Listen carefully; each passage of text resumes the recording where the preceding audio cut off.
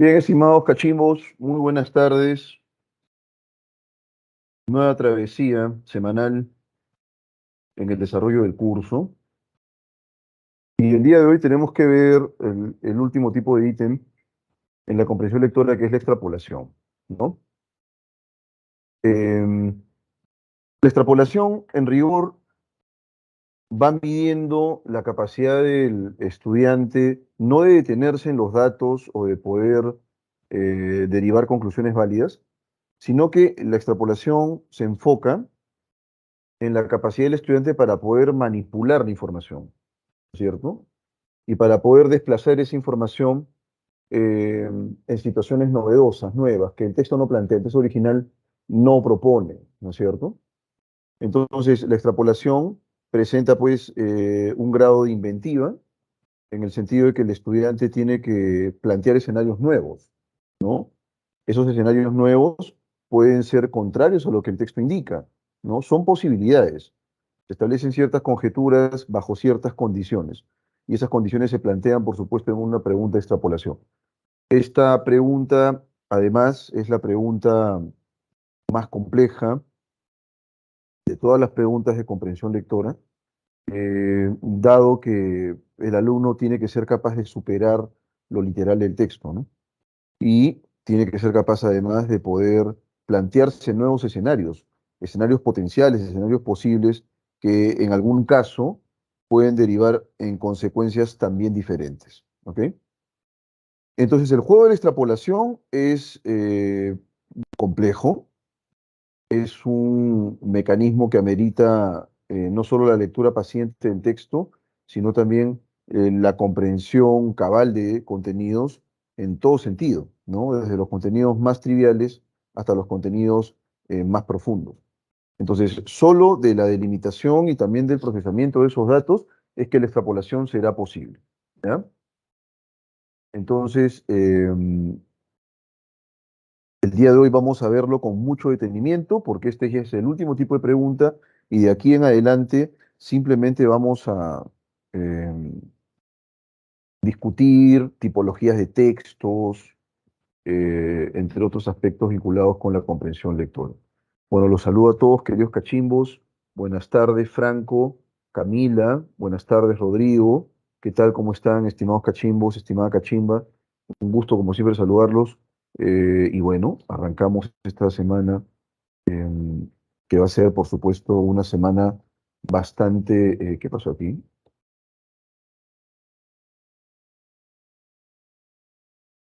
Muy bien, listo. ¿Está? Es una semana plagada de información. Así que hay que discutirla, hay que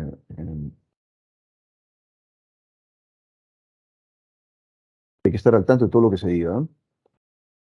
Ya con eso completamos todos los tipos de preguntas posibles, ¿no es cierto?, en el ámbito de la comprensión lectora. Bueno, entonces, empezamos, empezamos.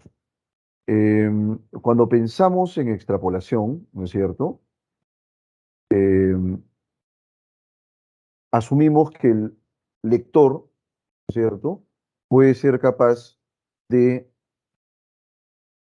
leer el texto y a partir de los datos que el texto desarrolla o que el texto presenta, el alumno pueda, ¿no es cierto?, posicionarse en situaciones novedosas que el texto no propone o el texto no plantea, ¿no es cierto? Entonces, lo que nosotros formulamos al momento de elaborar una pregunta de extrapolación es siempre el ámbito de la posibilidad, ¿no es cierto? El texto, en rigor, no me brinda esos nuevos escenarios, pero nosotros podemos conjeturarlos, ¿sí? Con la pregunta típica, ¿qué hubiera ocurrido si? ¿Qué hubiera pasado si? ¿No es cierto? ¿O qué consecuencias hubieran podido derivarse si? Todo esto en realidad tiene que ver con la extrapolación. Cuando nosotros extrapolamos, vamos sopesando, ¿no es cierto?, la aceptabilidad de los contenidos nuevos, de los contenidos que presentan información con escenarios novedosos. ¿no es cierto?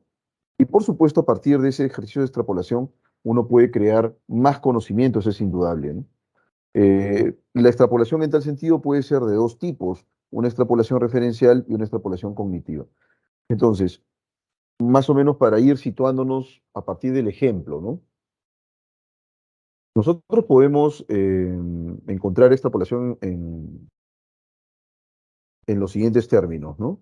Oye, ¿qué hubiera pasado? ¿Qué hubiera ocurrido si me iba con tu hermano, ¿no? Ese día. Dependiendo de si este evento tuvo algo, alguna relación con otro evento más, nosotros proponemos eso, ¿no? Imagínate por un momento que la situación sea esta, ¿no?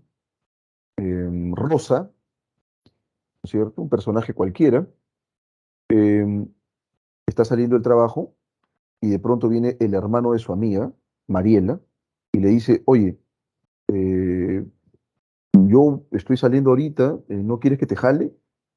Y dice, no, prefiero quedarme a esperar mi taxi. Ah, ya, listo. Cuídate mucho, nos vemos. Saludos a tu hermana y se va. Bueno, ella está esperando el taxi. Resulta que el taxi llega, ¿no? Y era pues un malhechor. Le roba todo, saca la plata de sus tarjetas y qué sé yo. Entonces ella se lamenta más adelante. Ella se lamenta, ¿no es cierto? Y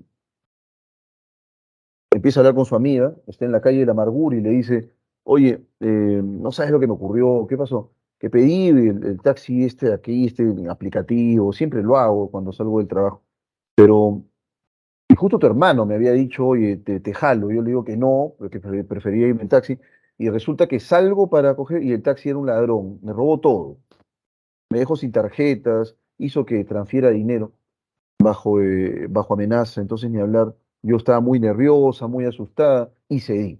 Le di los números de mis tarjetas, resulta que me han desvalijado todo. Oye, qué pena, carambas. Sí, ¿y cuándo ha sido eso? Eso ha sido hace 2 días. Y bueno, recién ahora te veo conectada, así que por eso te cuento, le dice a su amiga, ¿no? Y de pronto ella dice, ya que me siento mal, de verdad, porque no tienes la menor idea. Toda la plata de mi sueldo, con la gratificación de diciembre y todo se lo han llevado. Y ni hablar, pues, oye, qué pena, de verdad lo que me cuentas, sí, sí, lamentable. Y entonces ella misma dice, ¿no? Oye, o sea, ¿qué hubiera pasado si me hubiera ido con tu hermano, ¿no? Bueno, lo más probable es que no te hayan robado, ¿no? O que te hubieras librado del robo.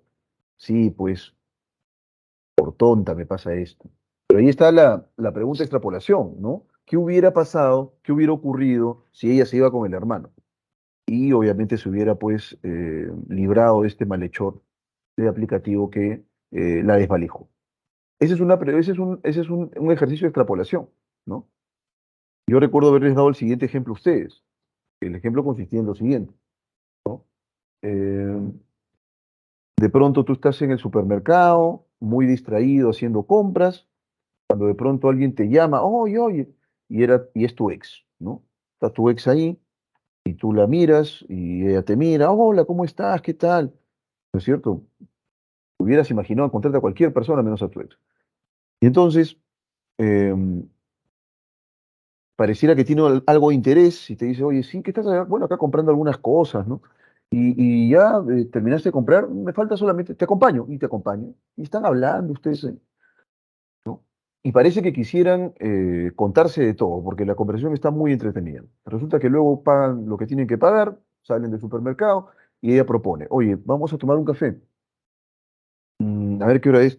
Ya está bien, yo creo que sí, una hora para tomar un café. Vamos. Y van a tomar el café, están que se ríen, se matan de risa, recuerdan eventos, ni hablar, están ellos conversando de todo un poco, hasta que sale pues la pregunta de qué tal les va, ¿no? Y entonces ella le dice, ¿y tú? Bien, ahora estoy de novio, ¿no es cierto? ¿Ya tienes hijos? Sí, tengo 2 hijos. Pero bueno, mi primer compromiso no funcionó, así que, bueno, pero ahora estoy de novio, ¿no? Bueno, ¿y tú? Sí, también estoy casada, ¿no? No tengo hijos todavía, qué sé yo. Y se ponen a hablar. Y resulta que te lo dice con cierto aire de nostalgia, ¿no? Y de pronto siguen conversando, siguen riéndose, la están pasando muy bien. Y entonces ella lanza la pregunta incómoda, ¿no? Oye, pucha, ya me había olvidado de reír tanto, te dice, ¿no? Y tú estás feliz porque era pues un encuentro así, esos furtivos, esos que, además inopinados, esos que no esperas, ¿no? Ah, sí, sí, bueno, nos hemos matado de risa, ¿eh? Sí, ¿no? Sí. Oye, a ver, no, a ver cuándo nos vemos de nuevo, pues, ¿no? Ya eso ya en realidad te pone en alerta, ¿no? Y de pronto agarra y te dice, oye, ¿de verdad qué hubiera pasado si no hubiéramos terminado, ¿no? Ya, esa es una pregunta, esa es una extrapolación, ¿no? Estás colocándote en una situación nueva, que por supuesto no va a ocurrir porque ya terminaron, ¿no? Te colocas en el polo opuesto de lo que pasó realmente. Ustedes terminaron la relación, pero ahora te estás preguntando qué hubiera ocurrido si no hubiéramos terminado. Y entonces empiezan a conjeturar.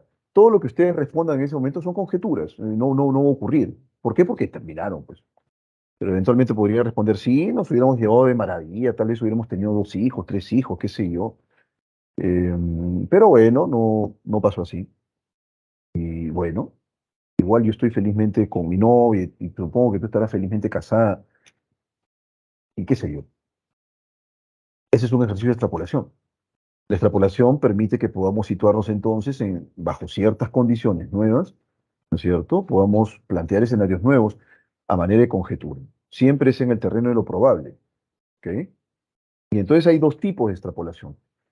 Eh, a ver, ustedes saben, Francia perdió en la final contra Argentina. Yo estoy feliz por eso, porque soy sudamericano y además creo que Argentina merecía una copa hace tiempo, ¿eh? Yo era ¿cómo decirlo? Era muy admirador de la selección argentina de Marcelo Bielsa, ¿no?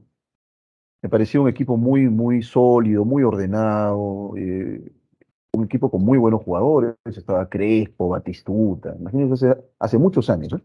2001. eh, y esa selección había arrasado. Y los eliminaron en la primera fase, nada menos. Y a mí me dejó mucha bronca eso, porque era un equipo realmente muy bueno. Y creo que hubieran podido, no sé, realizar un mejor mundial. Pero no fue así, le fue muy mal. Bueno, y ahora vean ustedes, Francia pierde la final contra Argentina y fallaron 2 penales, ¿no es cierto? Entonces podríamos a partir de eso aplicar la extrapolación. Podríamos pensar, podríamos plantear lo siguiente, el siguiente escenario nuevo. Vean ustedes cómo cambian las condiciones. El hecho objetivo es que 2 jugadores de Francia fallaron penales. El que pateó segundo y el que pateó tercero, ¿no es cierto? Tchouaméni o algo así era el nombre de uno de ellos. Me parece que fue el segundo. Entonces, podríamos plantearnos el siguiente escenario, ¿no? ¿Qué hubiera ocurrido si los jugadores franceses hubieran acertado los penales? ¿Cierto? Eh, ese es un ejercicio de extrapolación. Nos estamos colocando en el polo opuesto. Lo cierto es que ellos fallaron. Ahora estamos planteándonos el escenario completamente contrario. ¿Qué hubiera ocurrido si hubieran, ¿no es cierto?, acertado en los goles, si hubieran pateado bien los penales, si hubieran metido los goles? Bueno, y de ahí podríamos conjeturar, posiblemente hubiera salido campeón en Francia, ¿no? Se hubieran extendido hasta el penal 6, hasta el penal 7, los argentinos estaban pateando muy bien, qué sé yo. Ese es un tipo de extrapolación cognitiva. Nos colocamos en el polo opuesto de lo que realmente ocurrió, ¿no? La extrapolación referencial más bien tiene que ver con modificar alguno de los referentes del texto, que puede ser el referente persona, puede ser el referente de lugar, puede ser el referente de tiempo, referente de proceso, hecho, fenómeno, qué sé yo. Los distintos referentes que el texto te brinda. Cambio el referente y es altamente probable que en ese caso las consecuencias no sean, ¿no es cierto?, nuevas, sino que ocurra exactamente lo mismo, ¿no es cierto? Eh, Más o menos de la siguiente manera, ¿no? Imagínate que el profesor Rolando Rocha está caminando buscando un tesoro, está muy ávido por encontrar el tesoro, y entonces le brindan un mapa medio ilegible, pero él finalmente hace de las suyas y llega hasta el camino que se bifurca. Y el mapa no te dice más, pero uno de los dos caminos te lleva al tesoro. Y entonces tienes que elegir el camino de la derecha o el camino de la izquierda. Si vas por la izquierda, ¿no? Eh, vas a encontrar el tesoro. Si vas por la derecha, más bien no. Vas a encontrar, ¿no es cierto?, un bosque muy espeso, muy profundo, con bestias feroces que están al pescante ¿no es cierto? Y morirías a manos, ¿no es cierto?, de esas bestias. Bueno, resulta que tú estás en un dilema. Tienes que escoger uno de los dos caminos. El profesor Rolando Rocha tiene que escoger uno de los dos caminos. Y escoges el camino a la izquierda, ¿no es cierto? Y de pronto, después de caminar mucho, encuentras por ahí, ¿no es cierto?, una caja muy brillosa. Dentro de la caja hay un tesoro, eres feliz de la vida y se acabó el texto, ¿no es cierto? El profesor Rocha encuentra el tesoro y es feliz. Pero podemos plantear una pregunta de extrapolación cognitiva. ¿Qué hubiera ocurrido si el profesor Rocha hubiera escogido el camino a la derecha? Y entonces la consecuencia obvia será que no va a encontrar ningún tesoro, pero que sí, muy probablemente, el profesor Rocha muera, ¿no es cierto?, en las fauces de alguna bestia hambrienta, ¿cierto? En ese bosque espeso. Bien, eso no está en el texto original, pero lo puedo derivar como posibilidad muy fuerte a partir de esta condición diferente. Esa es una extrapolación cognitiva. ¿Y cómo sería, profesor, ahí la extrapolación referencial? A ver, podríamos colocar a cada uno de ustedes, ¿no? De pronto, aquí está, ¿no es cierto?, Brisa Alexandra, a ver, está por aquí Cristina, Luzmila, Rafo, Ailín, William, Gladys, Camila, Libertad, qué sé yo, ¿no es cierto?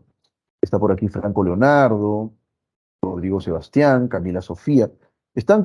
Todos y cada uno de ustedes están aquí, ¿no? Entonces yo puedo decir lo siguiente: ¿qué hubiera ocurrido si Franco Leonardo hubiera estado en el mismo camino y hubiera escogido el camino a la izquierda? Bueno, hubiera pasado lo que le pasó al profesor Rocha, hubiera encontrado el tesoro, ¿no? Y así puedo colocar a cualquiera de ustedes. Estoy cambiando el referente. El referente original es Rolando Rocha Martínez, tu profesor. Ahora los referentes de personas están cambiando. Franco Leonardo, Camila Sofía, Rodrigo Sebastián, qué sé yo. ¿Eh? Entonces, eso, fundamentalmente eso. Bien, vamos a continuar. Bueno, hasta aquí está claro. ¿Está todo claro? ¿Alguna pregunta, por favor?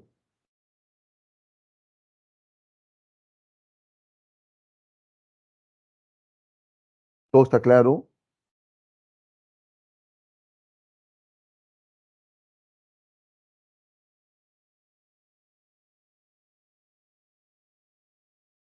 Ya.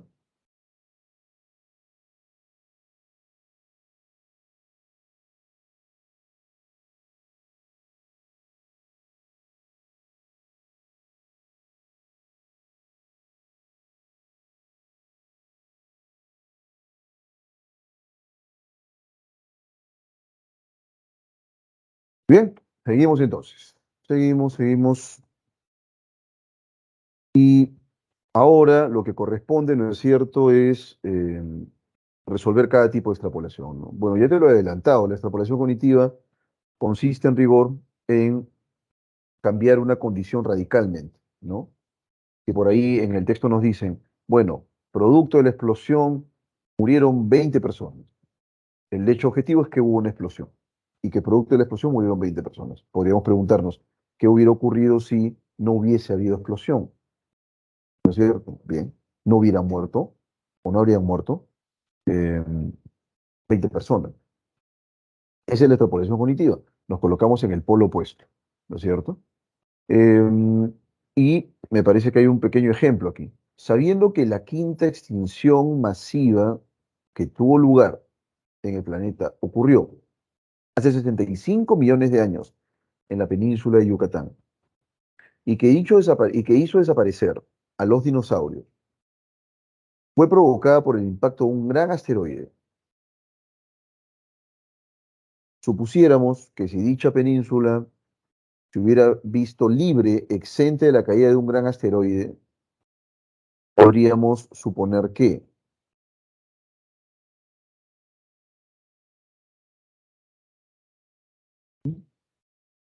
solo habrían cuatro extinciones masivas. ¿No es cierto? ¿Qué sé yo? Em, ¿Qué más podríamos deducir a partir de esto?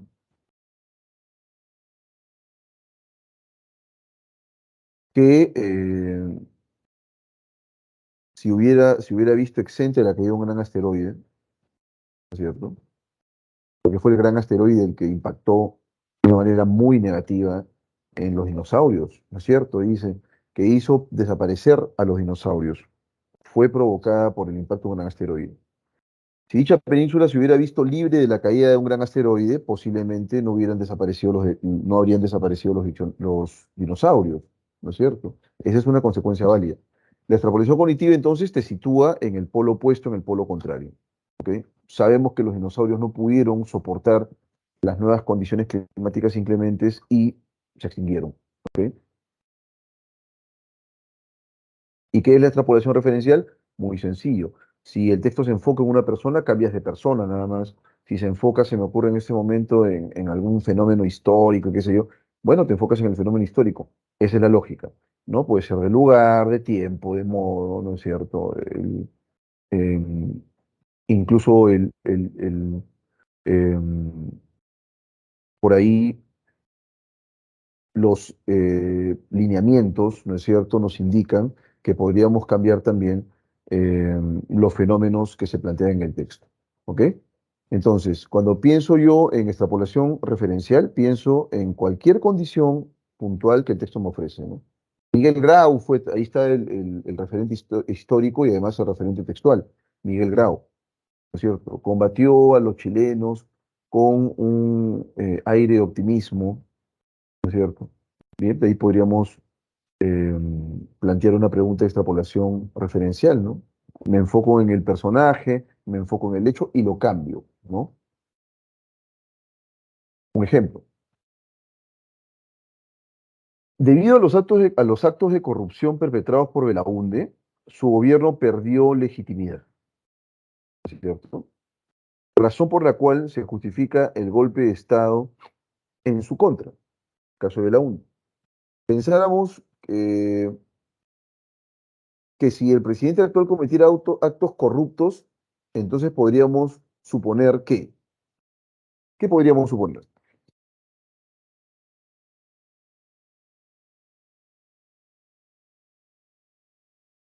¿Qué podríamos suponer?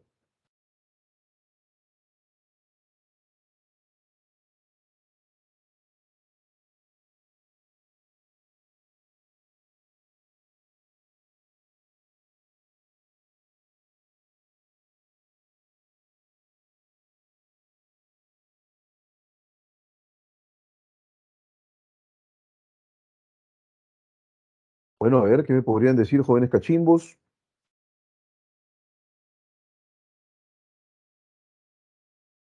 Sería destituido por el pueblo, esa puede ser, por supuesto, una eh, consecuencia válida, Rodrigo. Podríamos pensar también que, al igual que Belaúnde, su gobierno perdería legitimidad, se podría justificar un golpe de Estado, ¿no es cierto? ¿Cómo no? Muy bien, Camila, muy bien, Franco, Leonardo, muy bien, Rodrigo, Sebastián. Perfecto, sí. Acá posiblemente nos planteen una solución diferente, pero es que son varias las consecuencias que podríamos nosotros. eh, sí, porque bueno, un golpe de Estado en su contra tendría asidero, ¿no? ¿Por qué? Porque se trata pues de las mismas mañas, de los mismos actos ilícitos, ¿no es cierto? Que se van gestando en el gobierno y que son sancionables, deleznables, ¿no? ¿Cómo no? Y ahora vamos con el texto ejemplo, dice, cada vez, cada vez que hay Juegos Olímpicos, los anfitriones tratan de mostrarle al mundo su mejor cara, y Tokio no fue la excepción. Lo que tiene Tokio que los avergüence ante la mirada de los miles de extranjeros que viajaron hasta allá para presenciar las Olimpiadas. En Japón, la tercera economía del mundo, ¿es cierto? Con un escaso 2,4% de desempleo y un producto bruto interno que ha vuelto a crecer, desplegar sus cartones y dormir sobre ellos a la intemperie. ¿Sí? A ver. Existen miles de personas que esperan que caiga la noche, dice, para desplegar sus cartones y dormir sobre ellos, a la intemperie, los sin techo, así son llamados, ¿no es cierto? Eso es en Japón. Ellos son en total 1.242 y están siendo obligados por las autoridades niponas a dejar la ciudad a fin de evitar que sean vistos por los turistas. ¿Ok? se refiere a los que no tienen hogar, ¿no? Desde que Tokio fue elegido como sede para los Juegos Olímpicos, las autoridades han desplegado acciones. Denme un segundito, por favor.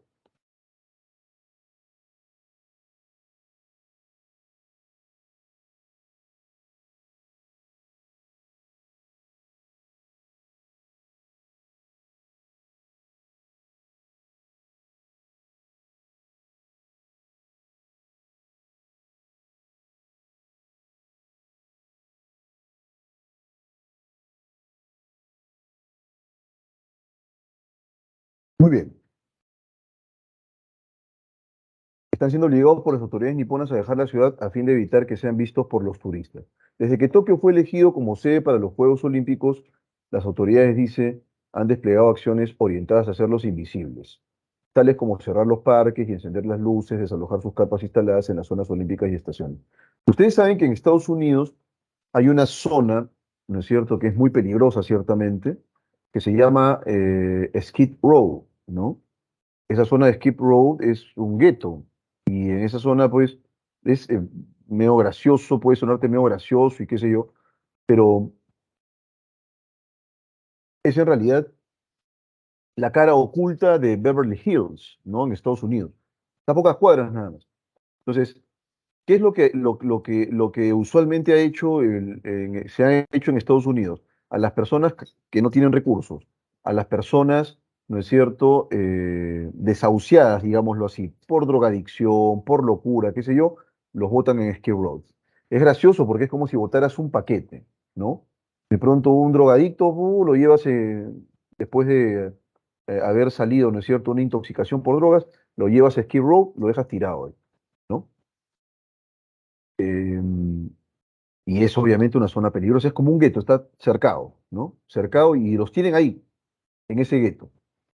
Y está cerca de nada menos que uno de los emporios, ¿no es cierto?, estadounidenses, que dicho sea de paso, se caracteriza por la ostentación, ¿no? Beverly Hills, nada menos.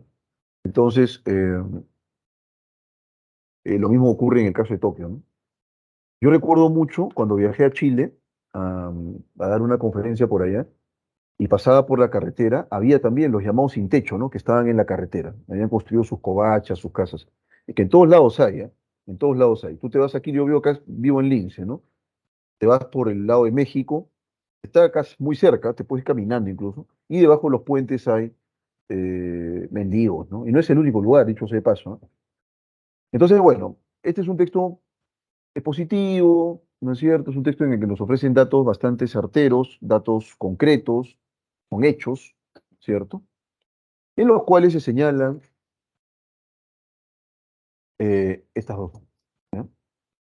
Que efectivamente hay en Japón un volumen interesante, importante de sin techos, ¿no es cierto? Y que estos quieren ser invisibilizados, ¿no? ¿Por qué? Porque afean, pues, digamos, este ideal de ostentación, de pujanza, ¿no es cierto? Propio de Japón, ¿no? Pero hay también gente desterrada ahí, gente sin casa, gente sin hogar, gente que no tiene dinero. Hay un bosque en Japón, dicho sea de paso. A veces nosotros vamos pensando que Estados Unidos es Disney, ¿no? O que Estados Unidos es Miami Beach, Beverly Hills, ¿no? Pero no, hay gente que vive en las cloacas, ¿no es cierto? Está Skid Row, yo no sé si habrás escuchado de eso, ¿no? Pero hay gente que la pasa muy mal, ¿ah? Em, Hay un conjunto poblacional, ¿no es cierto?, llamado white trash, ¿no?, que son la basura blanca, ¿no? Gente pobre, gente muy pobre, y que vive pues en la calle, ¿no? ¿Qué quieres que te diga? Eso es lo que hay. Y en Japón no es lo menos, ¿no? Hay un bosque en realidad en Japón, eh, donde es un bosque, ¿no es cierto? Aokigahara se llama el bosque. Es un bosque, ¿no? Predilecto para los que se suicidan en Japón, ¿no es cierto? Em, y es una cosa terrible ese bosque, ¿ah? O sea, es un bosque con una densidad de árboles tan copiosa, es tan denso, la vegetación es tan densa, que aísla el ruido. O sea, tú cuando ya estás sumergido en el bosque, no escuchas el ruido de los autos fuera. ¿Ok? Y mucha gente se conoce que mucha gente se suicida ahí, ¿no? Vean ustedes que en la época de carestía en Japón, ¿no es cierto? Llevaban a los viejitos ahí, los abandonaban a su suerte para que se mueran, ¿no es cierto? Y actualmente es el enclave preferido, ¿no es cierto?, de muchos japoneses que deciden acabar con su vida, ¿no? Y entonces, a la entrada del bosque, es decir, tú puedes caminar por el bosque porque es una zona turística, ¿eh? Pero llegas hasta cierto punto. Más allá ya no puedes pasar, ¿no? Y en el bosque, nada más en la entrada, hay un cartel. Bueno, en japonés está, ¿no? Yo te lo voy a decir en español. Y dice lo siguiente, ¿no? Tu vida es un hermoso regalo de tus padres. Por favor, piensa en tus padres, tus hermanos y tus hijos. No te lo guardes, habla de tus problemas. Porque saben en rigor que este es un bosque en el que la gente se mata, ¿no? ¿Ok? Esa es la otra cara, ¿no? Bueno, ya me estoy saliendo del tema en rigor, pero es una manera de ver también, por supuesto, digamos, estas preguntitas, ¿no? ¿Ok? Pero bueno, tú crees que Japón, pues, es un lugar, olvídate de Aokigahara, efectivamente, Satomi Kajol, Takayama Bayi. Uno piensa, pues, que Japón, no, sí, es un país lo máximo, ¿no? Toda la gente la pasa bien, qué sé yo. Dame un segundito, por favor.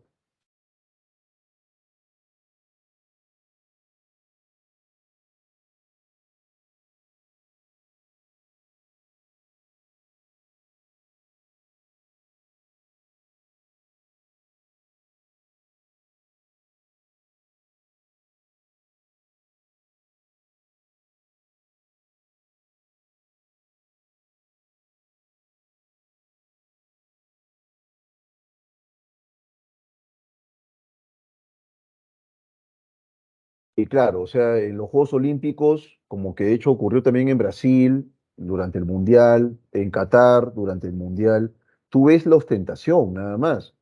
Pero detrás de esta ostentación, ¿qué hay? ¿No? Todos realmente viven en un panorama, digamos, de equidad, ¿no? De igualdad, de salud mental bien atendida, servicios básicos completos. No, definitivamente no. Eh, Japón es la tercera economía del mundo, hay un 2,4% de desempleo, pero no es el país que a veces pensamos que es Japón, ¿no? Hay una cara que también es penosa, ¿no es cierto? Vean ustedes que también hay un dato que es interesante en Japón, ¿ah? ¿No es cierto? Hay más lugares de prostitución en Japón, ¿no? Que Starbucks. Saca tu línea, una cosa de locos. Eh, y esto ya en realidad nos da una pista un poco de que a veces lo que pensamos, ¿no? O ese ideal que proyectamos eh, tiene un trasfondo también, ¿no? Otra cara que no conocemos. Igual en Estados Unidos, ¿no? Sí, que Estados Unidos es el país de las oportunidades, pura gente con plata, que habla inglés y tal. No, eso es mentira. Es que, bro, averigua, ¿no es cierto? Averigua. Aquí te dejo el nombre del lugar. De hecho, que hay un grupo de metal que lo he escuchado yo desde chibolo, ¿no? Que es Skid Row, justamente. Y a propósito de un documental en Netflix en el que se trata de develar la muerte de una japonesa, justamente, ¿no es cierto?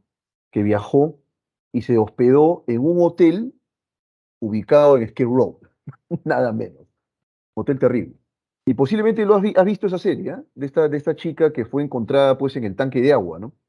Del edificio de ese hotel. Y esta chica, hay un video que está en el ascensor como si estuviera huyendo de alguien, ¿no? Sale del ascensor y tal. Y claro, desapareció. Luego la encuentran, ¿no es cierto?, en el tanque de agua del edificio. Estuvo bastantes días ahí, descomponiéndose. Ese hotel queda en Skid Row. Y es, en realidad, un hotel, se caracterizó por muchos años por albergar asesinos en serie, malhechores, gente de mal vivir, ¿no? Bueno, bien, vamos con las preguntas entonces. Es un poco para que te despiertes. Y dice así, si la Comisión Olímpica hubiera elegido otra ciudad como sede para los Juegos Olímpicos, es posible que, ¿cierto? Eh, ¿cuál sería la clave? ¿Cuáles serían las claves? ¿Qué me dice?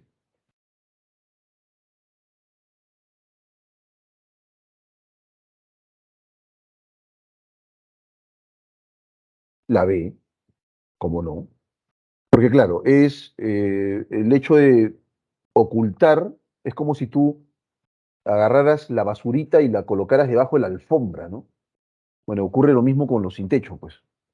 Como, como de hecho es la sede, ¿no es cierto?, de los Juegos Olímpicos, entonces tienes que dar pues una cara de pujanza, de brillo, ¿no? Cero defectos, y entonces los sin techo son obligados pues a desaparecer, ¿ok? Pero si otra ciudad hubiera sido la sede, posiblemente no se hubiera eh, considerado o contemplado invisibilizar a los sin techo, ¿no es cierto? Pregunta número dos. Si la ciudad de Lima, donde hay personas en condición de mendicidad, que es el pan de cada día, en Navidad tú no tienes la menor idea, ¿eh? Tú salías a comprar, encontrabas mendigos por todos lados, ¿no es cierto? Ya creo que hasta hay mafias de eso. Alguna vez se denunció algo así.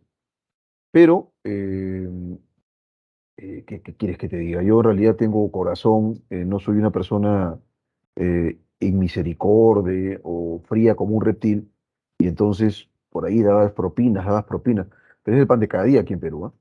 ¿Ok? Lo que está pasando ahora en Perú es muy lamentable, ¿no? Mucha gente está muriendo. Me parece que los responsables, las cabezas visibles, los responsables principales de este estado de caos que estamos viviendo ahora, que posiblemente los que vivimos en Lima, eh, nos vamos a la playa, ¿no es cierto? Te vas al cine el fin de semana, porque no sientes en rigor eh, lo inclemente de la situación, pero lo que está ocurriendo es terrible. Y creo que los responsables visibles son los políticos, en rigor, independientemente de su orientación política, eso no me interesa ahora, ¿no?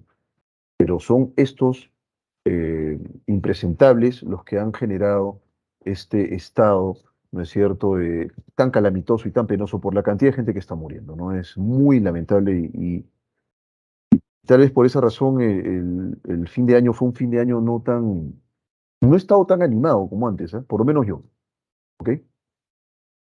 Y creo que eso también se veía en las calles, ¿eh? El año pasado, incluso con pandemia y todo, la gente había colocado luces de Navidad en todos lados y qué sé yo, se respiraba el ambiente navideño, ¿no? Ahora no.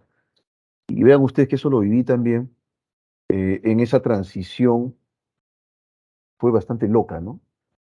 El primer gobierno de Alan García, lo que nos dejó el primer gobierno de Alan García, ¿no? La gente ya ni luces ponía. O sea, realmente eran navidades apáticas, ¿no? Y luego de muchos años empezó a reverdecer, ¿no?, el espíritu navideño. Pero bueno, entonces, ¿qué pasaría si la ciudad de Lima, donde hay muchos mendigos, fuera designada sede de las próximas Olimpiadas? No. Eh, yo en realidad no creo, honestamente, que las autoridades ediles acosen a las personas que duermen en la intemperie, ¿eh? Ni se preocuparían de eso. Ese es parte de la. Claro, ahorita estoy bromeando un poco, ¿ah? Pero dirían estos sinvergüenzas políticos nauseabundos y despreciables, lo más probable es que digan, bueno, no, es parte, ¿no?, de la cultura limeña, la mendicidad, ¿no? Así que déjalos nomás, es parte del paisaje limeño, ¿no? Porque son unos sinvergüenzas. Pero claro, siguiendo la lógica del texto, la clave en efecto sería la B. Las personas que duermen a la intemperie serían acosadas por las autoridades ediles, ¿cómo no? Eh, Vean ustedes que eso ocurrió siempre. Yo recuerdo mucho haber hablado de los pirañitas. Los pirañitas, ¿no es cierto? Los sin techo, los niños sin techo, dormían en la Plaza San Martín hasta que uno de ellos se electrocutó. Murió electrocutado, ¿eh? Quiso guarecerse de la lluvia y cayó pues en el lugar menos deseable para un niño, ¿no? Y murió ahí electrocutado. Lo encontraron al día siguiente muerto, el pobre niño, ¿no? Así de mal estamos y hasta ahora eso ha bajado un poco, o sea, hemos mejorado ciertamente, ¿no? en algo, pero creo que todavía falta una cobertura más idónea de las necesidades básicas en general. Bueno, la clave es la B. Ahí está. Y ahora vamos con un pequeño texto en inglés. ¿Ok? Vamos con un pequeño texto en inglés. Es un texto simpático, ¿eh? Texto bien simpático. Dice aquí, imagine you come across a message. ¿No? Es decir, imagina. Aquí hay que tener cuidado, ¿ah? El come, el verbo to come, no lo puedes ver solo en esta estructura. Aquí es una expresión que está conformada por el come y el across. ¿Ok? ¿Y qué es el come across? Todo junto lo tienes que ver, porque de lo contrario va a ser medio ininteligible, digámoslo así, ¿no? Es encontrar algo. Ustedes saben, ¿no es cierto?, que el come, el verbo to come solo, ¿no? Puede significar, por ejemplo, se me ocurre en este momento, venir, ¿no? Puede significar llegar. Esos son los significados, digamos, básicos del verbo to come, porque es un verbo de movimiento, ¿no? Puede ser venir, puede ser llegar, puede ser pasar, ¿no es cierto? Puede ser correrse en términos coloquiales también, así lo define Lingüi. Por ejemplo, cuando tú tienes el come out, ¿no es cierto? Come out es salir, ¿ok? Y el come over también esa es otra expresión con el come, que es pasarse. Pero el come across es encontrar, ¿ok? Y entonces dice, imagine you come across, o sea, imagínate que te encuentras a message, con un mensaje, ¿no? That que could contain, podría contener, ¿cierto? Life-saving information, información eh, que podría salvar vidas, o que salva vidas, ¿no? Em, información vital, ¿ok? Es información que puede salvar vidas. Entonces vamos con la primera parte, nuevamente, imagina, ¿no? Imagine you come across, imagina que encuentras, ¿no es cierto? Come across, que te encuentras con un mensaje. That ya sabes que es el qué, ¿cierto? Que could podría, ¿no es cierto? Contain, podría contener life-saving information, ¿no? Información vital, ¿no? Información que salva vidas. But, pero, there's a problem. Ya sabes que el there is es sinónimo de hay, ¿no es cierto? Lo podríamos traducir como hay.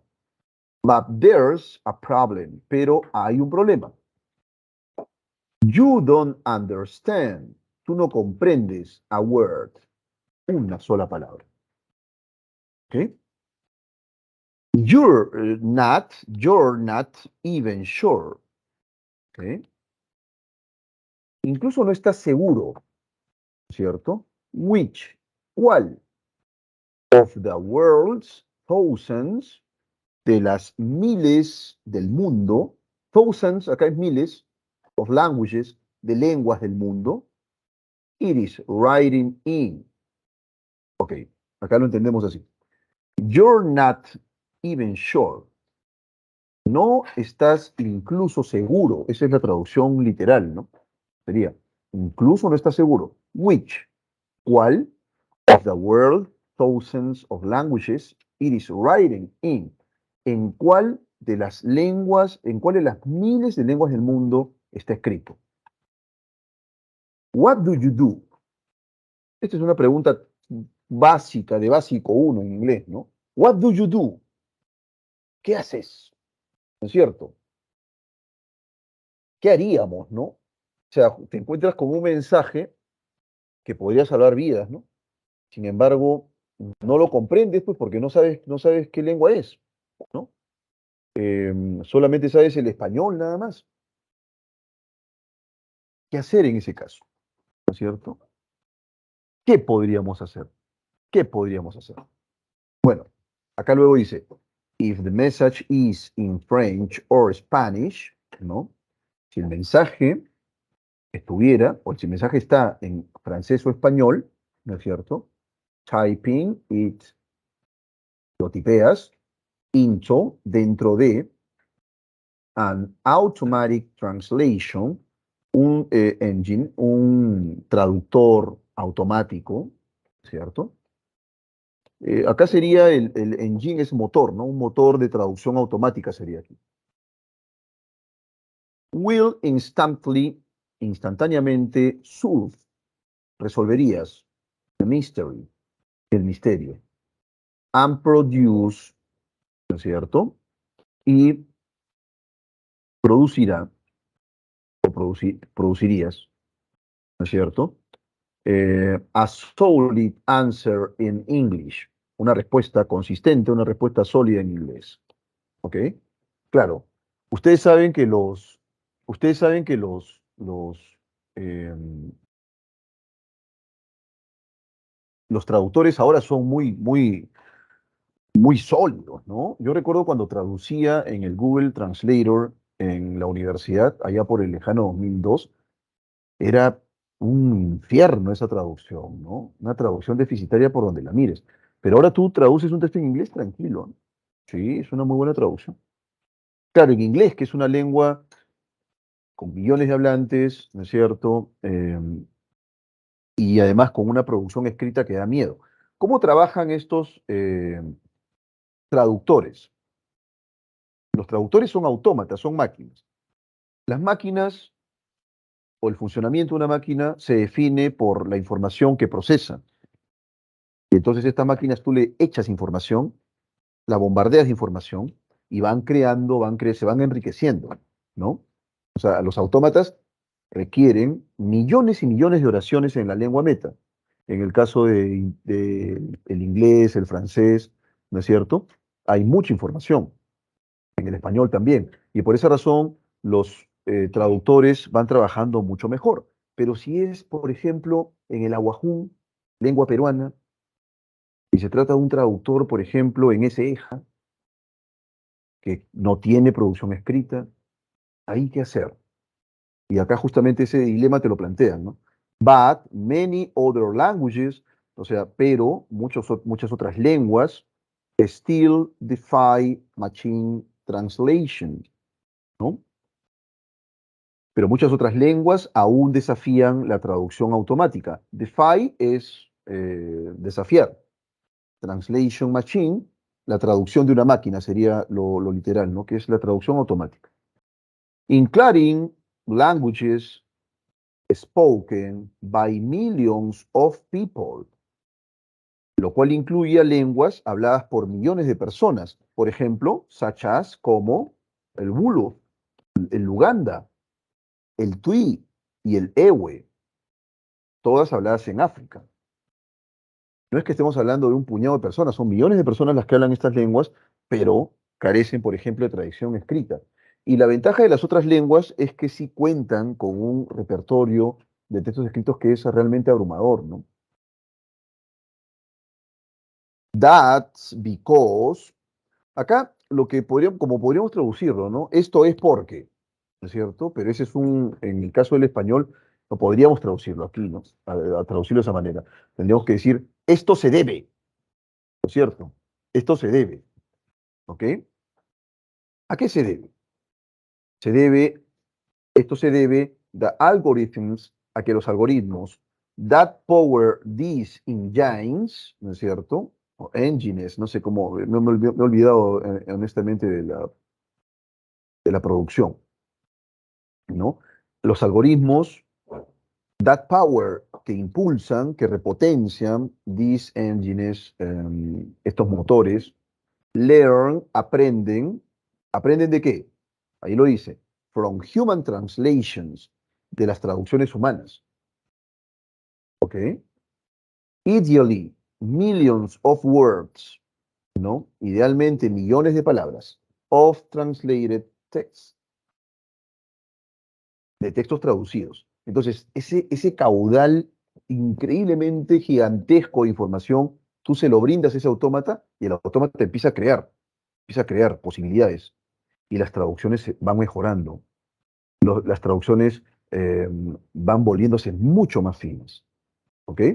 Luego dice aquí, there is, existe o hay, an abundance, una abundancia of such material for languages like English, de material de lenguas como el inglés, French, francés, and Spanish, y el español, thanks to multilingual institutions, ¿no? Gracias a los institutos multilingües, like como the Canadian Parliament, el Parlamento canadiense, the United Nations, ¿no es cierto?, las Naciones Unidas, and the European Union, ¿no es cierto?, y la Unión Europea. Their human translators, sus traductores humanos, ¿no es cierto? Ahí tenemos este churn out, ¿no es cierto? Churn out, producen, ¿ok? Ahora vamos a buscar este verbo que es un verbo el verbo to churn, ¿no? Que es batir, revolver, agitar, ¿no? Eso es to churn, pero el churn out, ¿ok? Churn out, vamos a buscarlo por ahí, producir, ¿ok? Entonces dice acá, producen streams, ¿ok? Flujos of translated transcripts and other documents, ¿no? De transcripciones traducidas y otros documentos. El texto está bien sencillo, ¿ah? O sea, es un texto que más o menos nos va dando la imagen de cómo es que funcionan estos traductores automáticos, ¿no? Tan potentes ahora, ¿ok? Bueno, entonces, hasta aquí se ha entendido. Les voy a rogar que me den 2 minutos, por favor. ¿Se ha entendido hasta aquí? Vayan colocándolo en el chat.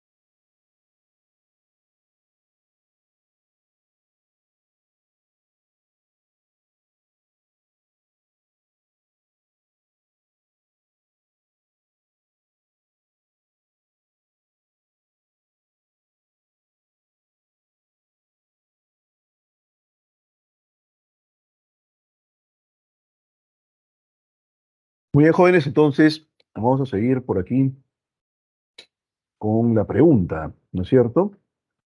If a person come across, ya sabes que ese come across, oye, ¿verdad? No lo había colocado, es encontrarse, ¿no? ¿Ok? Si una persona se encontrara a message, un mensaje with life-saving information, con información, ¿no es cierto?, vital, written, escrito, ¿no? In German, en alemán, they would have no trouble, no tendría problema, quickly uncovering the mystery, para descubrir, perdón, rápidamente el misterio. ¿Ok? Y alternativa B, they will take, ¿cierto? They will take, llevarán the message, el mensaje to the authorities to save mankind, para a las autoridades para salvar a la humanidad. ¿Ok? ¿La clave cuál sería entonces? Muy sencillo, muy bien Franco, muy bien Camila, muy bien Rodrigo, muy bien Satomi. La clave sería la alternativa A. That's right, ¿sí? ¿Cómo no? Y bueno, jóvenes, eso es todo lo que correspondía pues con el PPT, ¿sí? Dicho esto, ahora vamos con el cuaderno. El cuaderno inmediato, dejamos de presentar esto. Y vamos con el cuadernillo inmediato. Si me lo permiten, es que no te veo. Aquí está. Muy bien.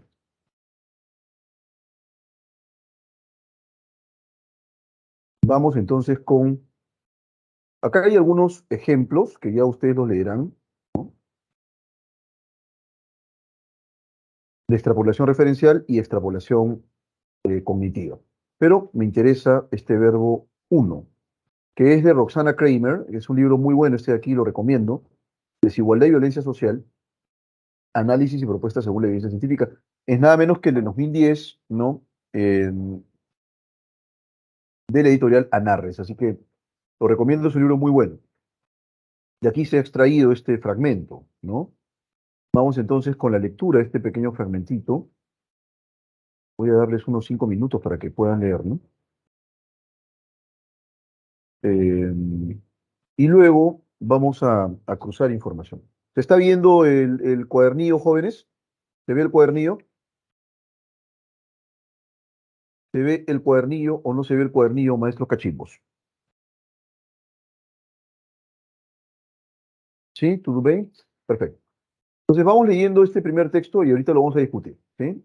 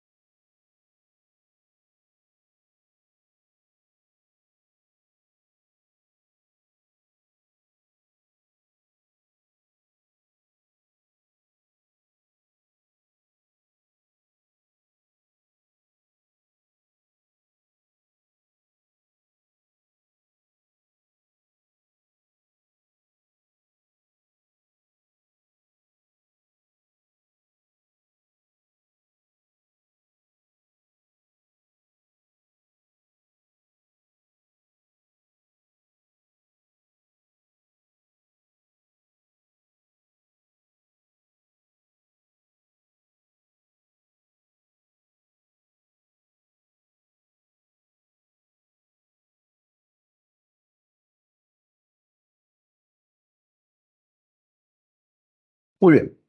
Vamos a continuar, jóvenes cachimbitos, con las resoluciones de texto. Texto bastante simpático, ¿eh? Dice aquí, ojo porque esto de alguna manera se vincula con la coyuntura actual en Perú, ¿no? Más de 50 estudios señalan que la violencia es más común en sociedades en las que hay mayor inequidad. Ojo con ese dato, ¿eh? Dato objetivo. Es decir, allí donde hay mayor desigualdad de ingresos y por tanto de posibilidades de desarrollo social, ¿no?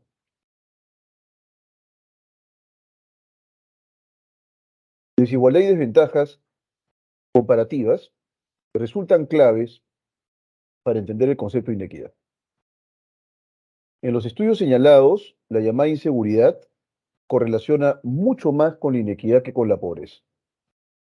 El desempleo, ¿no es cierto? El PBI per cápita, el consumo.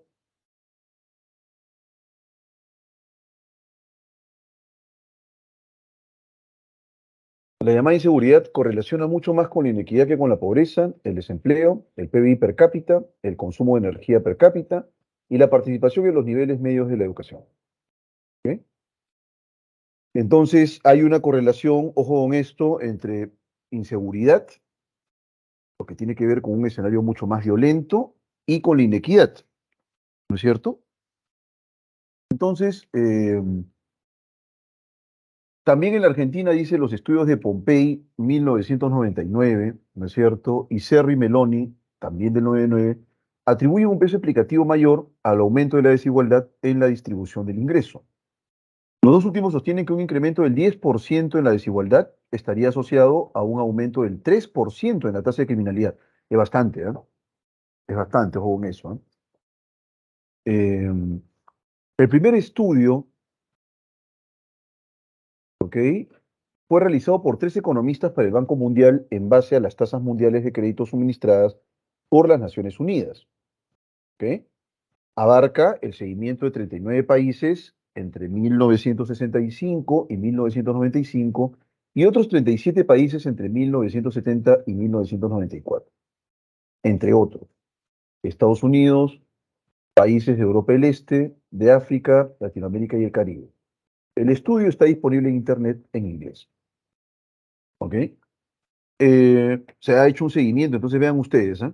No es poco lo que se ha hecho en este primer estudio, porque dice que abarca ya el seguimiento de 39 países entre 1965 y 1995 y otros 37 países entre 1970 y 1900, o sea, es un periodo de tiempo bastante largo, es un estudio sostenido, de largo aliento. 30 años el primero, ¿no es cierto? Y 24 años el segundo. O sea, ese seguimiento ya implica pues que exista mucha data para analizar.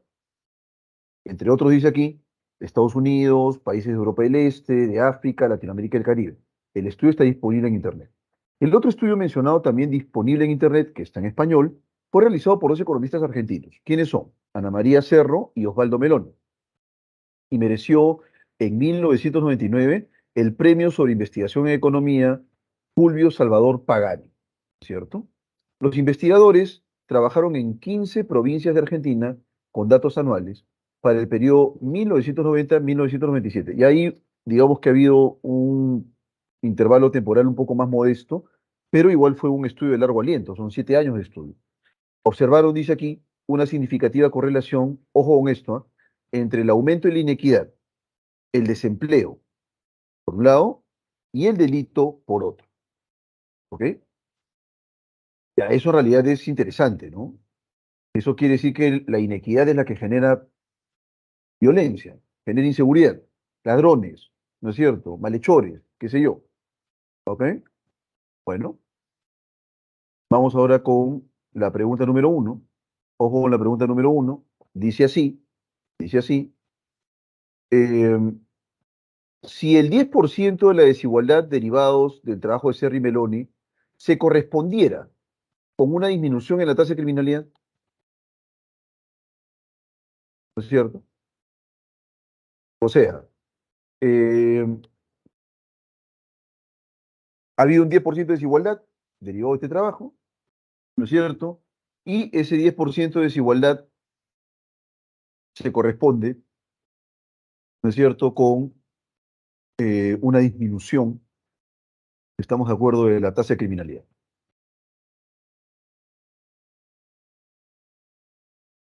¿Qué me dicen ahí?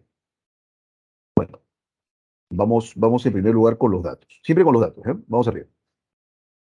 Dice acá. Los dos últimos, o sea, Cerro y Meloni, los dos últimos, dice aquí, sostienen que un incremento del 10% de la desigualdad estaría asociado a un aumento del 3% en la tasa de criminalidad. Incremento de 10% en la desigualdad se correlaciona con un aumento de 3% en la tasa de criminalidad. Ahora, la pregunta es una pregunta de extrapolación cognitiva. Si el 10% de la desigualdad que se menciona en el trabajo de Serri Meloni se correspondiera no con un aumento de 3%, sino con una disminución de la tasa de criminalidad, ¿cuál sería entonces la clave correcta? ¿Qué me dice? Muy bien, acá ya tengo claves en el chat. Franco Leonardo, Rodrigo Sebastián, Camila Sofía y Satomi me indican que la clave correcta es la alternativa E y yo estoy completamente de acuerdo con ellos.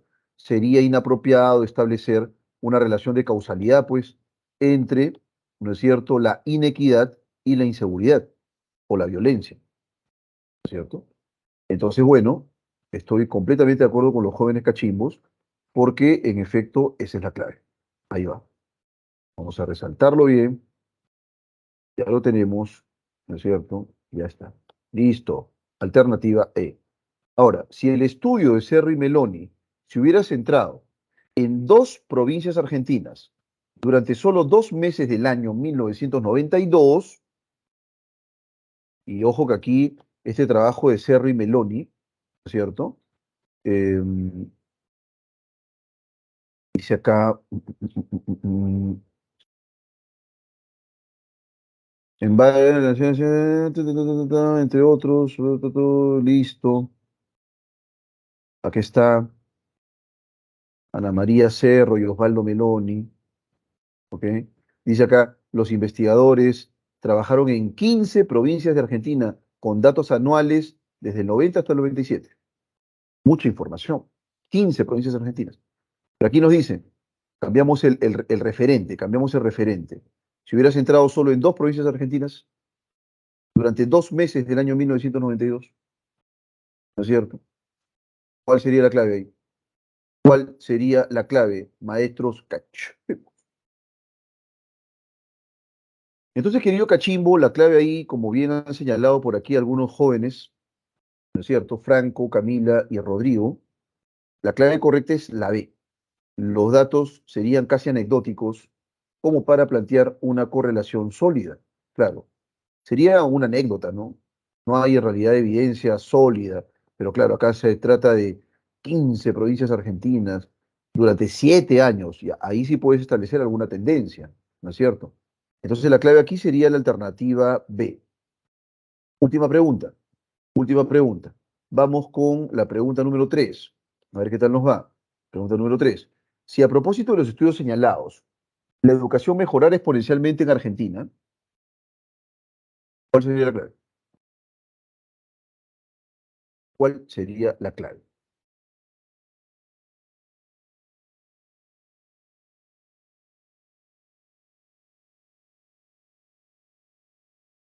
Sería la C, claro que sí, Franco. Muy bien, muy bien. Sería la C. La inseguridad persistiría porque la inseguridad se resuelve con el acortamiento de brechas de desigualdad, no con educación. La educación es importante, pero no es en realidad el factor que determina u origina la inseguridad a propósito del estudio. ¿Ok? Entonces, es importante y es fundamental, en rigor, ¿no es cierto?, que se acorten las brechas de desigualdad, porque la inequidad es la que genera problemas, ¿no? Puedes educar mejor a tus alumnos, pero eso no va a determinar, en efecto, que eh, se pueda resolver, ¿no es cierto?, el problema de la inseguridad. ¿Ok? ¿Estamos de acuerdo o no estamos de acuerdo? ¿Estamos o no estamos de acuerdo? ¿Todo claro hasta aquí? ¿Todo claro hasta aquí? ¿Alguna pregunta, por favor? ¿Algo que quieras discutir? Bueno, entonces, la evidencia empírica es la que permite determinar que en efecto es la desigualdad la que genera un problema de inseguridad y violencia, que es lo que estamos viviendo aquí, ¿no? Acá, por ejemplo, hay delincuencia que da miedo. ¿Qué genera esa delincuencia aquí en Perú? Posiblemente las tasas de desigualdad, que deberían acortarse, ¿no? Hace poco estaba leyendo un artículo de, no sé si fue el New York Times, pero decía el artículo que Perú era un país bastante raro, porque a pesar de la convulsión política que existe, es un país próspero, ¿no? A nivel macroeconómico no para de crecer. Se ha ralentizado un poco el crecimiento, pero este año se augura, ¿no?, que el país siga creciendo económicamente, ¿no? Los políticos deberían aprovechar eso, ¿ah? Qué locura es, si al menos pensaran un poco en, ganan bastante ya en el Congreso, ganan bastante, con eso se puede vivir de sobra, tranquilo. Quieren más, ¿no? Eh, no les interesa el país, pues. Básicamente es una cuestión de beneficio personal. Bueno, lo que está ocurriendo ahora en Perú me tiene realmente triste, ¿eh? Qué feo. Pero hay que seguir, pues. Bueno, este es un pequeño textito, quiero que por favor lo lean en un par de minutos, vayan leyendo esto. El texto muy bueno, ¿ah? Luego les diré quién es el autor, ¿ok? Léanlo.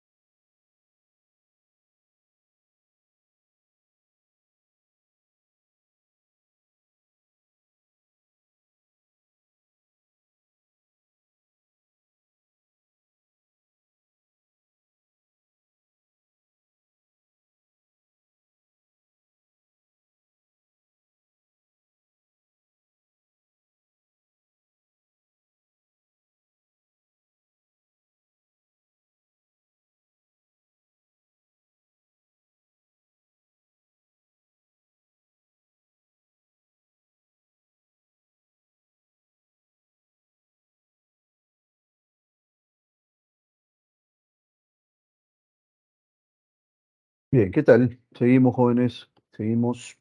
Bueno, ya, este texto es una joya, les digo, ¿eh? Una joyita. Es nada menos que, este es el tipo de textos que vienen en la pre, pues. Ya, eso es lo que marca distancia con otras instituciones, ¿no? En primer lugar, el docente. Los docentes aquí están muy bien preparados, son especialistas en el área, eh, dedicados a las humanidades, eh, profesores de San Marcos en muchos casos, tal es mi caso, por ejemplo. Y por otro lado, el material está plagado de joyas, ¿no? Esta es una de ellas. Es un fragmento, esto es un libro, una enciclopedia, ¿ok? Eh, es un texto realmente voluminoso. El texto original tiene varios tomos, pero le pidieron a Freixas que haga un resumen. Y el resumen es este libro de aquí, publicado por Fondo de Cultura Económica, pero que tiene cientos de páginas, no es una Biblia, pero es un libro que paladeas al leerlo, ¿no? Es La Rama Dorada, Golden Bough, ¿no es cierto? Y este texto ha sido extraído de ahí. Quiero que lo entendamos, ¿ah? Es un texto bien, bien revelador. ¿Ah? Dice acá, los campesinos gascones creen que para vengarse de las malas personas de sus enemigos, inducirán en ocasiones a un sacerdote a decir una misa llamada de Sansecario. Esa misa sí existe, es una misa de Sansecario. No sé si ahora, pero se ha oficiado esa misa en Francia. Son muy pocos los sacerdotes que conocen esta misa. Y las tres cuartas partes de los que la saben no la dirán por amor ni por dinero. ¿Ok? O sea, hay algo detrás, una mística medio rara detrás. Nadie, sino un sacerdote perverso, se atreverá a ejecutar la ceremonia horrenda y puede estarse muy seguro de que tendrá que rendir una cuenta muy pesada en el día del juicio. O sea, para que vean ustedes esta misa negra, ¿no? Esta misa horrenda, digamos, la maldad que lleva detrás. Ningún cura ni obispo, ni siquiera el arzobispo de O puede perdonarle. Este derecho solo pertenece al Papa de Roma. La misa de San Secario solamente, ojo, se puede oficiar, puede decirse, en una iglesia en ruinas o abandonada, donde los búhos dormitan y ululan, donde los murciélagos se remueven y revolotean en el crepúsculo, donde los gitanos acampan por la noche y donde los sapos se agazapan bajo el altar profanado. Allí llega por la noche el mal sacerdote con su barragana y a la primera campanada de las 11 comienza a farfullar la misa al revés, desde el final hasta el principio. Y termina exactamente cuando los relojes están tocando la medianoche. Su concubina, que es la persona que vive con él, con la que se acuesta, hace de monaguillo. La hostia que bendice es negra y tiene tres puntas. No consagra vino y en su lugar bebe el agua de un pozo. Vean ustedes lo terrible de esto, ¿no? Bebe el agua de un pozo en el que se haya ahogado un recién nacido sin cristianar. Cosa más espantosa. Hace el signo de la cruz, pero sobre la tierra y con el pie izquierdo. Y hace otras muchas cosas que ningún buen cristiano podría mirar sin quedarse ciego, sordo y mudo para el resto de su vida. Mas el hombre, por quien se dice la misa, miren lo que ocurre. Supone que tú oficias la misa para dañar a alguien, ¿no? Los campesinos gascones creen que con esta misa tú puedes dañar a tus enemigos. Y miren lo que dice acá, es parte bastante reveladora, ¿no? Pero el hombre por quien se dice la misa, o sea, el objetivo de la misa, se va debilitando poco a poco. Y nadie puede saber por qué le sucede esto. Los mismos doctores no pueden hacer nada por él ni comprenderlo. No saben que se está muriendo lentamente por la misa de San Secario. Sin embargo, aunque la magia se encuentra así fundida y amalgamada con la religión en muchos países y edades, hay fundamentos para pensar que esta fusión no es primitiva y que hubo un tiempo en el cual el hombre recurrió a la magia solo por la satisfacción de las necesidades que excedían los límites de sus inmediatos deseos animales. La consideración de las nociones mágicas y religiosas fundamentales puede inclinarnos a deducir que la magia es más antigua que la religión en la historia de la humanidad. Y aquí, ¿no es cierto?, vemos un pequeño dibujo en el que vemos la evolución del pensamiento objetivo, ¿no? Empieza con el mito, aquí está el mito, con seres, historias que van recreando la realidad. La magia viene luego, ¿no es cierto? Luego viene la religión, luego la filosofía, luego el sentido común, la estética, el arte y finalmente la ciencia. Science, ¿no es cierto? Ahí está. Esa es la evolución, ¿sí? Ahí está la evolución. Entonces, a propósito de esta misa de San Secario, el texto aborda, ¿no es cierto?, cómo el pensamiento mágico religioso, ¿no es cierto?, eh, forma parte de las transiciones humanas, ¿no es cierto? Son la búsqueda de explicaciones. Estas son explicaciones intuitivas y racionales, por supuesto. Pero bueno, dice acá, en la imagen es incompatible sostener sobre los apóstoles que la misa de San Secario como manifestación de la... ¿qué es esto? No, acá esto está mal. No, no. A ver, aquí vamos a cambiar de pregunta. ¿Estamos de acuerdo? Vamos a cambiar de pregunta. Acá la pregunta está mal formulada. Acá debió decir lo siguiente, y quiero que por favor tomen nota de eso. Acá hay un error. Se trata de un error. Aquí debió decir, el tema central del texto es. ¿Ok? El tema central, coloquen eso, por favor. Acá parece que no lo han editado bien. ¿Ok? El tema central del texto es. ¿Sí?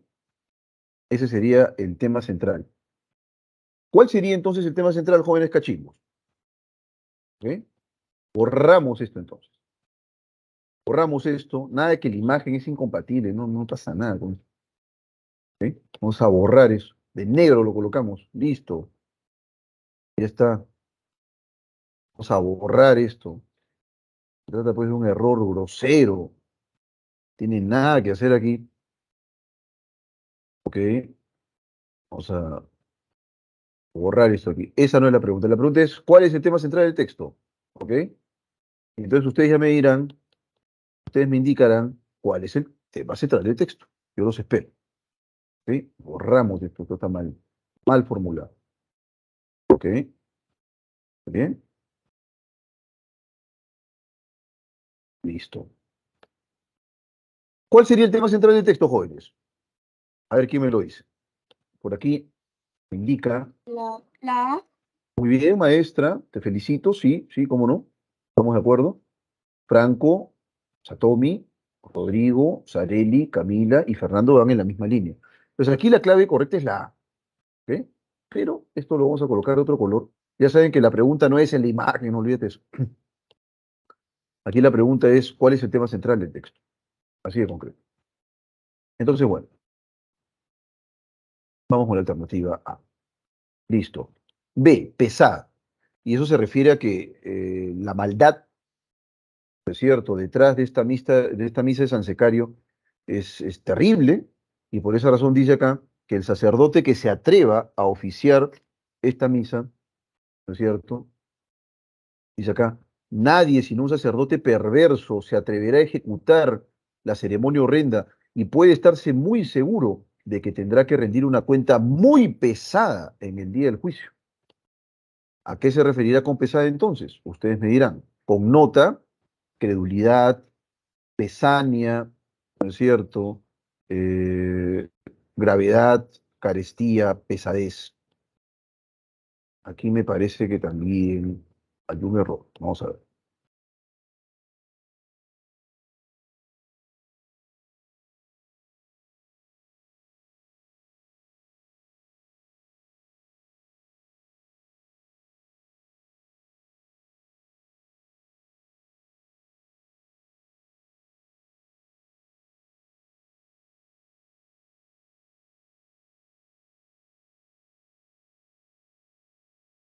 Sí, no, sí, sí hay clave aquí. ¿Cuál sería la clave? Muy bien, Satomi, perfecto, sí, sí. Pesada con nota gravedad, ¿no? ¿O no? Porque es un acto realmente monstruoso, pues, ¿no es cierto? Así que con nota gravedad, efectivamente, la clave correcta es la C. Muy bien, vamos ahora con la pregunta número 3. Si quien oficia la misa de San Secario, este sacerdote perverso, careciera de vínculo alguno con la religión y el lugar donde se realizara fuera cualquier casa en ruinas, es decir, si no fuera un sacerdote el que realiza esta ceremonia y el lugar no fuera una iglesia, vean ustedes lo simbólico de eso, ¿eh? Por esa razón aquí Fraser señala que hay una suerte de mezcla entre magia y religión, pues. Magia porque se trata de todo un rito, con efectos a posteriori.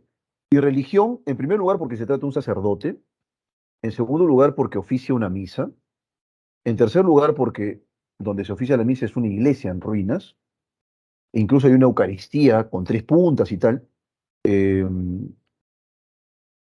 entre otros aspectos que le permiten a Freyre barruntar que se trata pues de un vínculo con la religión. Pero si quien oficia la misa de San Secario careciera de vínculo con la religión, no es un sacerdote, y el lugar donde se realizara fuera una casa en ruinas cualquiera, ¿cierto? ¿Cuál sería la clave correcta?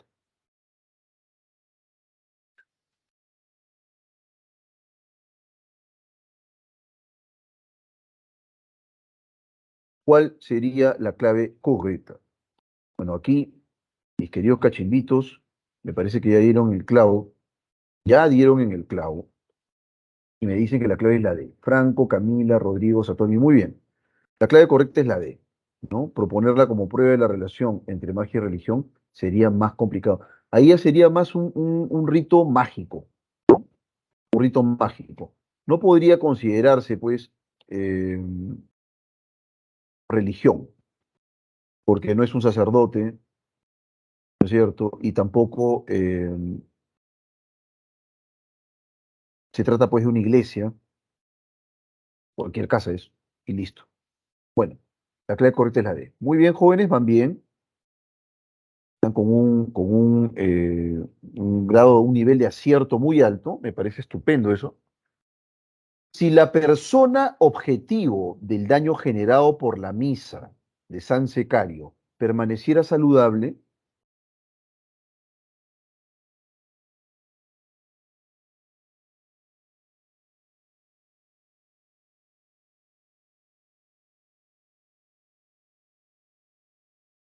muy sencillo, está muy sencillo eso, muy pero muy sencillo.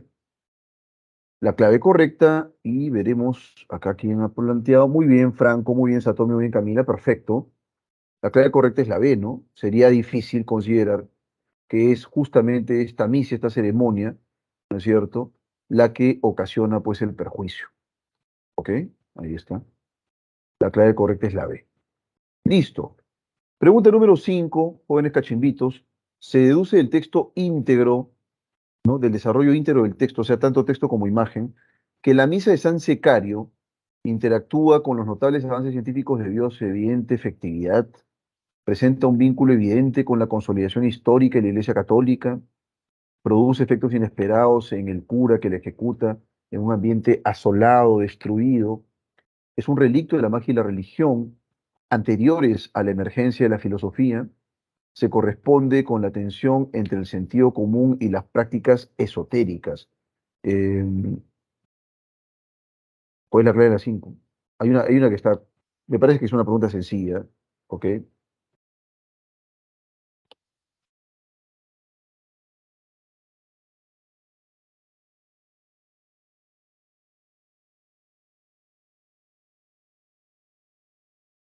Tranquilos, tranquilos, calmantes motes.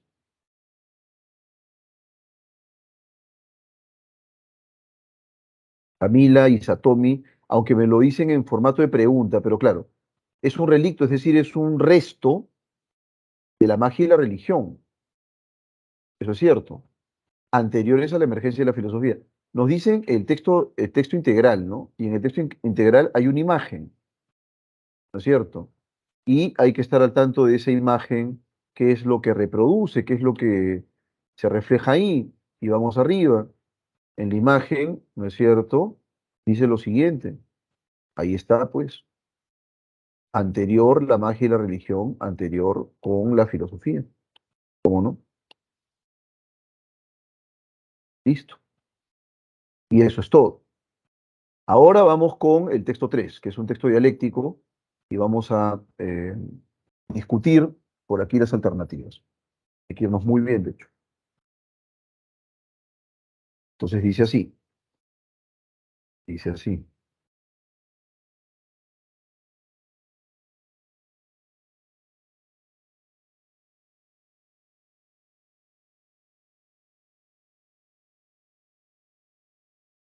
Ah, por ahí me había dicho Franco que era la B. A ver, la número 5. Presenta un vínculo evidente con la consolidación histórica de la Iglesia Católica, pero es que eso implicaría que todos los curas son malvados, maestro, ¿cierto? Porque así es la Iglesia Católica, pues, ¿no? Una gavilla de malvados, de personas crueles, que hacen daño, ¿no? No, no creo que esto sea así. Por esa razón que me parece que la B no es una buena clave para la 5. ¿Ok?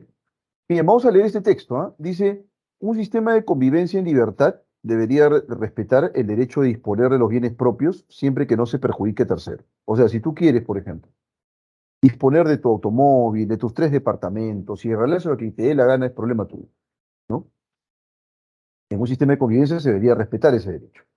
La donación voluntaria de un bien es una decisión, dice acá, que en principio un gobierno no debería impedir ni limitar mediante la aplicación de un impuesto, con excepción de los regímenes colectivistas. En los demás sistemas de organización social se considera lícita la propiedad individual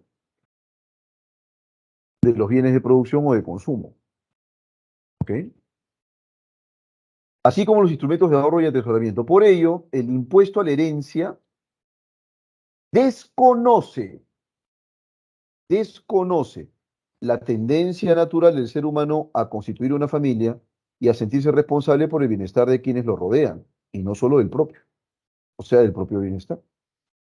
E incluso en el caso en que no haya familia, no puede negársele a alguien que establezca lazos de afecto con otras personas y las tenga como objeto de sus esfuerzos, ahorros y sacrificios. O sea, acá lo que te está diciendo con mucha claridad es que no quiere impuestos para esto que él llama el derecho a disponer de los bienes propios, con esta donación voluntaria. ¿Ya? Texto B.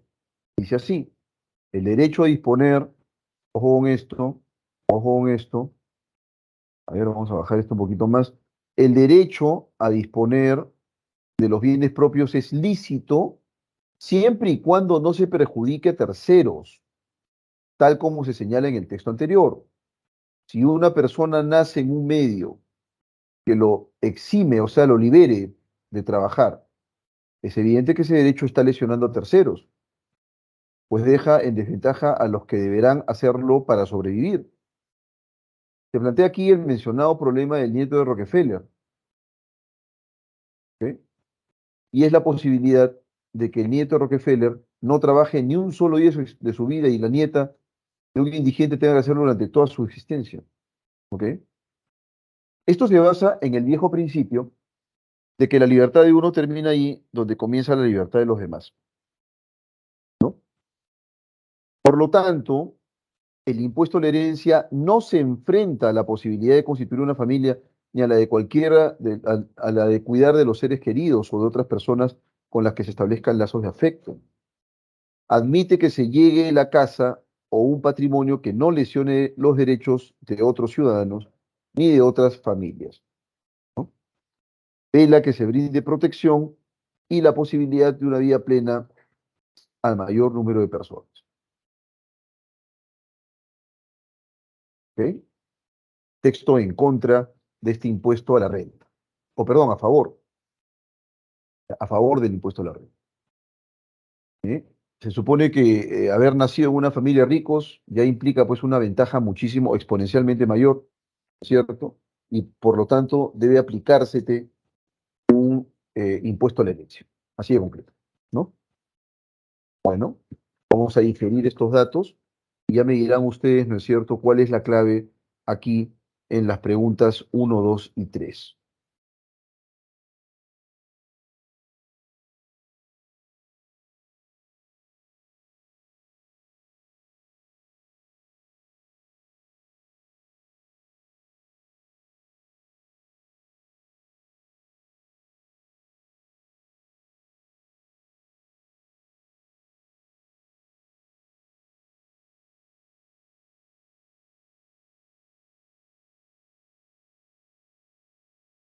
Bien.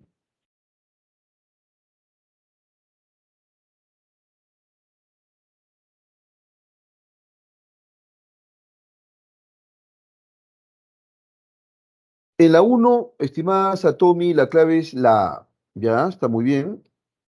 El derecho de disponer de los bienes propios y el impuesto a la herencia. El,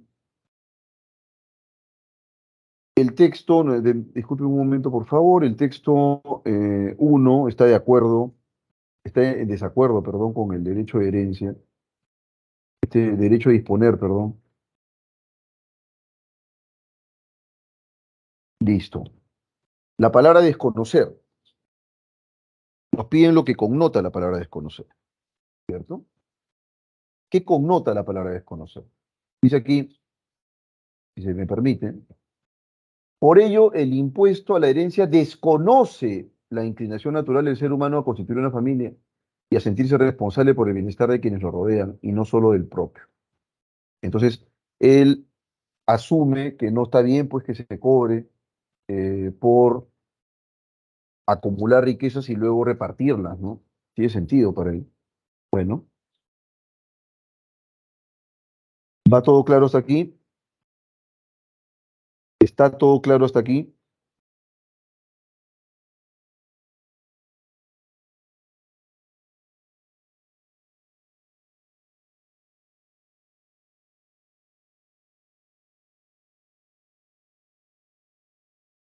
Bueno, vamos entonces ahora sí con las preguntas, ¿sí? Texto dialéctico, muy sencillo, antes del receso, desconocer qué connota.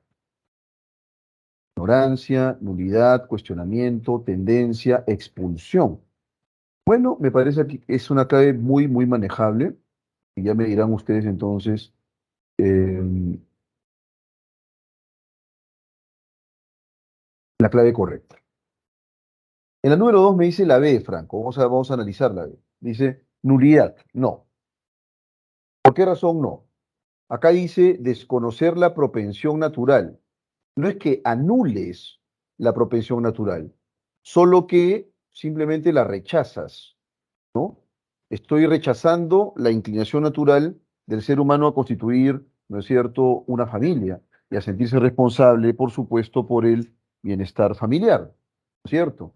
Así de concreto. Entonces, la clave correcta no puede ser nulidad.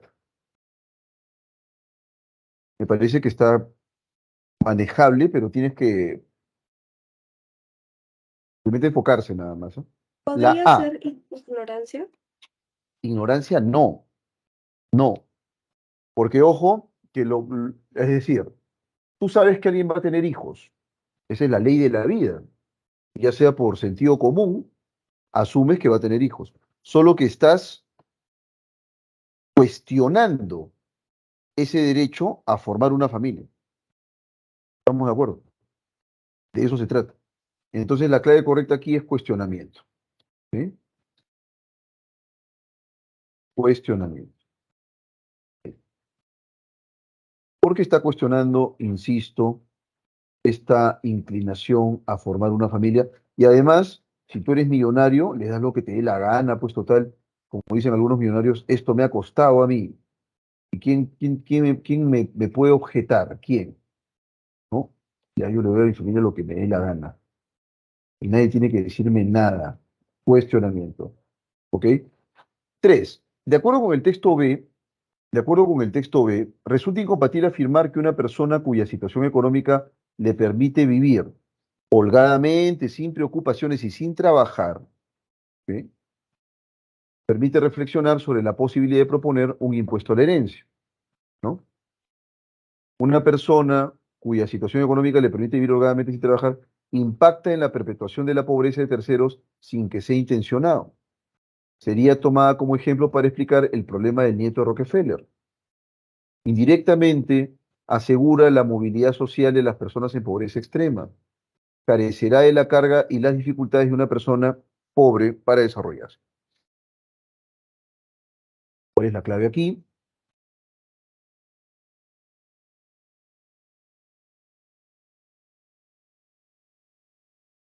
Te piden lo que es incompatible, ¿ah?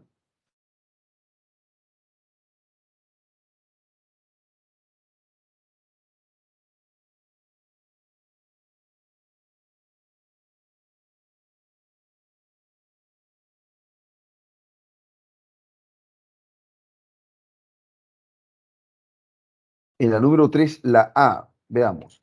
Permite reflexionar sobre la posibilidad de proponer un impuesto a la herencia, pero de eso se trata, pues, maestro.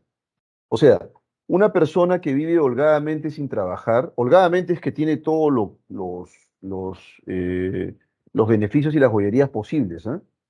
¿Sí? Lo tiene todo. Ahora, sobre esa persona que no trabaja y no tiene necesidad de hacerlo, pero que tiene mucho dinero, justamente a partir de ese caso es que se plantea esta paradoja del nieto de Rockefeller, ¿no? ¿No es cierto? La A permite reflexionar sobre la posibilidad de proponer un impuesto, es compatible. Es justamente a partir de esos individuos que el autor reflexiona y dice, oye, se tendrá que proponer un impuesto a la bonanza, un impuesto a la riqueza, si se quiere, o un impuesto a la herencia, ¿no?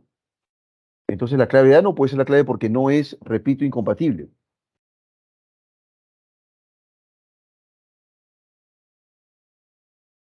Para el autor del texto B, ¿ah? Ojo con eso. Ahí está. Miren lo que dice aquí, ¿ah? Esto es importante. Si una persona nace en un medio que lo exime de trabajar, es evidente que ese derecho está lesionando a terceros, pues deja en desventaja a los que deberán hacerlo para sobrevivir. ¿Mm? Entonces, la clave no puede ser, pues, la alternativa A. Perdón, me había dicho por ahí, am, si se me permite, la D, ¿ok? En la número 3. Efectivamente. Indirectamente asegura la movilidad social de las personas en pobreza extrema. No hay manera. Más bien es todo lo contrario. Dice que indirectamente a esa persona pobre la van a explotar justamente porque tú tienes mucho dinero. ¿Ok? La clave correcta es la D. Pregunta número 4. Si un gobierno regalara las riquezas acumuladas por un individuo a través de impuestos, de acuerdo con el texto A,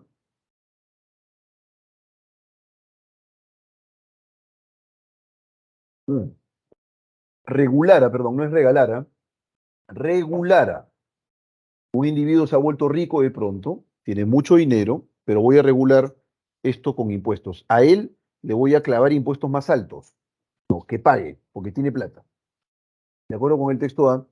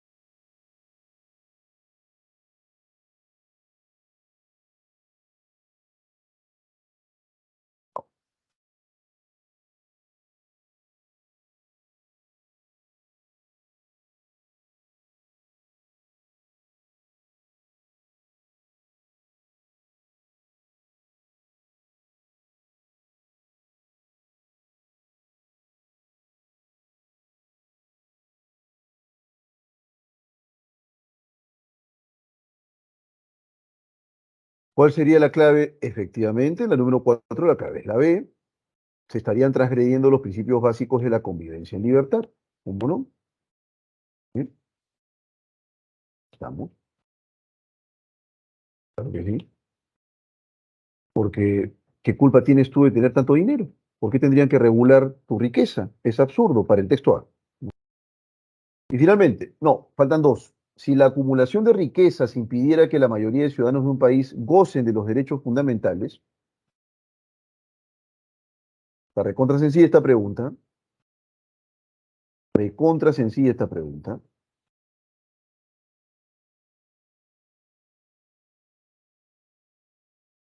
Muy bien, muy bien, muy bien. La 5 es la B. Estaría justificado que ésta se distribuya mediante un impuesto según B. Claro. Para B está bien, ¿no es cierto? Está perfecto. Sigue ganando tu dinero, sigue siendo rico, pero a mí vas a tener que pagarme. Me vas a tener que pagar, ¿ok? Estaría justificado que ésta se distribuya mediante un impuesto según B. Claro. Para el texto B que está, pues, a favor del impuesto a la riqueza o a la herencia. Si el impuesto a la riqueza impidiera la constitución de familias,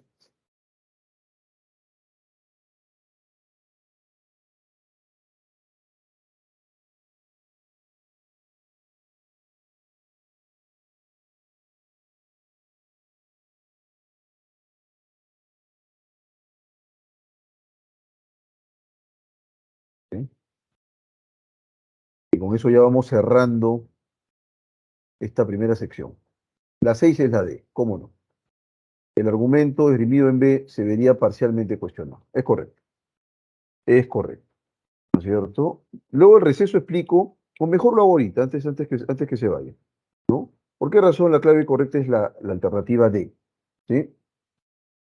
Para el texto B, el impuesto simplemente no atentaría contra la constitución de la familia. ¿No? Si quieres tener familia, hazlo. Si los quieres cuidar, cuídalos. Mi impuesto no va a impedir que lo logres, no va a impedir que lo hagas. Ese es problema tuyo, ¿no? Yo simplemente te estoy aplicando el impuesto porque quiero que ser equitativo, ¿no? Si esta persona gana un sueldo mínimo de 1.200 y tú al mes produces $1.000.000, bueno, a ti te tiene que caer más, pues, ¿ok? Entonces la clave correcta es D. Muy bien.